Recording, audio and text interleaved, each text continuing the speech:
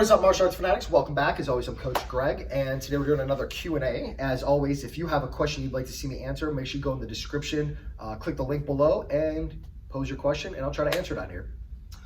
Today I'm answering a question I got put in the comments a couple months ago.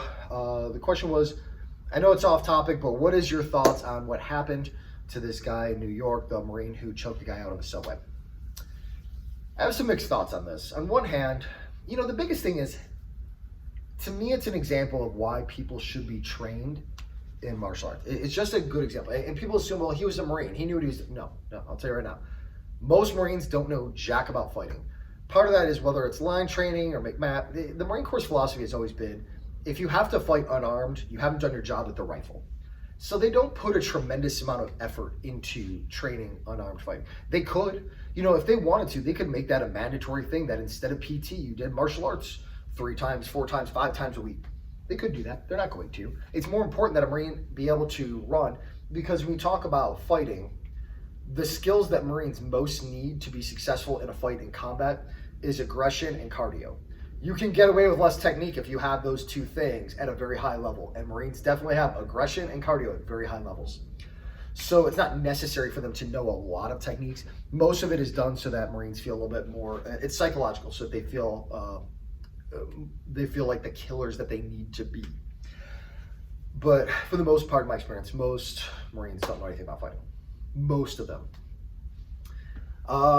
In this guy's case, that was obviously the case. Now, as far as that situation, could this death have been avoided? I heard somebody say that he was on drugs or whatever, and he was going to die anyway, but let's assume that that's not the case. And if that is, I'm not here to put the guy on trial, right? If that was going to happen anyway, it was going to happen. But let's talk about this situation and assume, for the sake of this conversation, that that was not the case, and talk about whether or not what he did was the right action, based on the idea that that choke is what had killed him and not something like drug overdose. Because that's really what we're analyzing here. So, to me, it's another example of why it's important to learn martial arts for everybody. Had that Marine known the proper application of a rear naked choke, nothing would have been ever questioned. Why? Because he would have gotten in position, bing, bang, boom, 3 seconds, he's asleep, roll him to his stomach, control the position, wait for a police officer to show up. Might not have even had to do that. If you look at like the Matt Serra incident, it's one of my favorite examples of martial arts self-defense. Matt Serra takes the guy down, gets on top of him, controls his wrists, lets the guy move around, threatening to sue and all this stuff. They take him away. Nobody gets hurt. Matt Serra could have hurt the guy at any point, could have finished it any way he wanted, but he didn't have to. Even the Joe Schilling situation, where the guy, he just boom, boom, knocks the guy out. Still better. It was a good, quick, clean knockout, clear self-defense. Nobody got killed. Knocked the guy out. Definitely taught the guy not to do it. Same thing with like the Mike Tyson thing. Mike Tyson, the guy gets in Tyson's face, boom, boom, right? Nobody gets killed. In this situation, do I think that this Marine should be charged with anything? I don't think so. And my thought is that what he did was not malicious. It was done out of ignorance. He was attempting to help other people in a situation where this guy was being violent. Now, I think he handled it incorrectly. And that's what I want to kind of address here. If you have 2 other people helping to hold him down, there's no reason they couldn't have turned this guy over, put him on his stomach, controlled his hands, wait till a police officer showed up. They had plenty of time to do all this. And instead, you got 2 guys holding the hands while he's holding this choke from behind. And it's not a blood choke. He's just yanking on the guy's neck, like doing a suffocation, as opposed to a good quick thing. And the lesson to be learned here is, if you haven't put somebody under in, let's say, 20 seconds at the most, if that guy's not asleep, that choke is not doing a blood choke, right? Your chance of killing this guy is much higher. You need to put him to sleep or move on to something else. And you can still hold that position and not choke the guy and still be in a controlling position. That's the thing. Had he held this, like even like a bulldog choke from behind, and not choked him and just held him there and not applied it, he could have had the same results, right? Still could have held him down and not had to kill the guy. I think this was about ignorance and people not knowing the proper way to handle that situation. But, if he had done this, I'd have been even more forgiving, of course, if the other guys had not been there and this guy's being violent. He just grabbed the guy, doesn't even know what he's doing, trying to throw this bad rear naked choke like a sleeper hold, and accidentally kills the guy. If that were the situation, nobody would even have any question at all in that situation, because he's trying to defend somebody else and unfortunately somebody died. The issue I have is that with two other guys holding it, this could have been avoided. The choke was not necessary at that point, in my opinion. But under duress, if you're trying to help people, I don't think that this guy should get charged with a crime when he's trying to help protect somebody else in this case.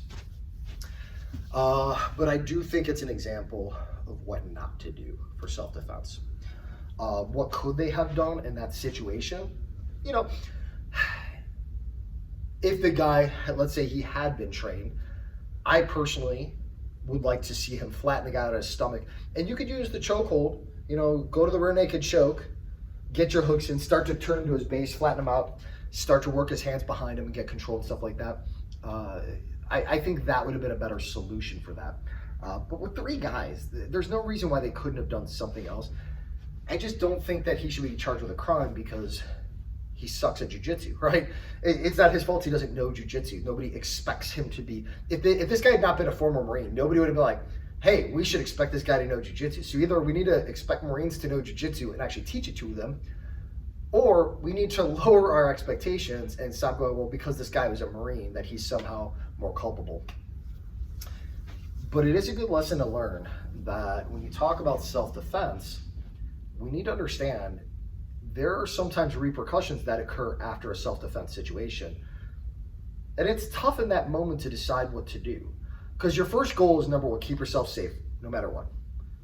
Better to do the trial afterwards and make sure you're going to live through this moment. If you know that you are going to live through this moment, then you need to start taking actions to controlling it in a way that you don't get charged with a crime for escalating. It's a whole argument against like the old school self-defense techniques. You get a guy there going, wow, and you knock him out.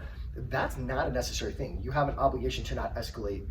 And if somebody's on the ground and you break their arms and punch them out a bunch of times, you might be charged with a crime because you have escalated. Even in a stand your ground state like Ohio, if you hurt somebody and you've escalated the force when you had an opportunity to flee, you know, it's never going to look good on you. And whether or not you get charged with a crime is kind of beside the point. Do you really want to go through the legal aspects of this? Do you want to spend the money on lawyers? That alone is more of a punishment than sometimes even just jail.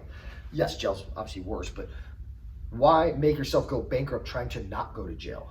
Why not make it clear from the get-go and keep yourself safe legally as well as physically? So I think it's just all that much more of an argument for keeping yourself safe. The issue I have is that whenever you have stuff like this, man, people start looking at jiu-jitsu really badly, especially because, you know, this year's not been great for jiu-jitsu anyway, where you had that instructor in the turtle position, did the roll, broke the guy's neck. Now you got this. It doesn't look good on jiu-jitsu when stuff like this keeps happening. And I think that jiu-jitsu is a beautiful art. It's a very safe art. It's still, in my opinion, if it's a one-on-one altercation, the safest way to control somebody. But if you don't know what you're doing, this is where people get hurt, and this guy didn't know what he was doing. So that's kind of my thoughts on that. You know, I'd hate to see this kid's life get ruined because he tried to defend somebody else.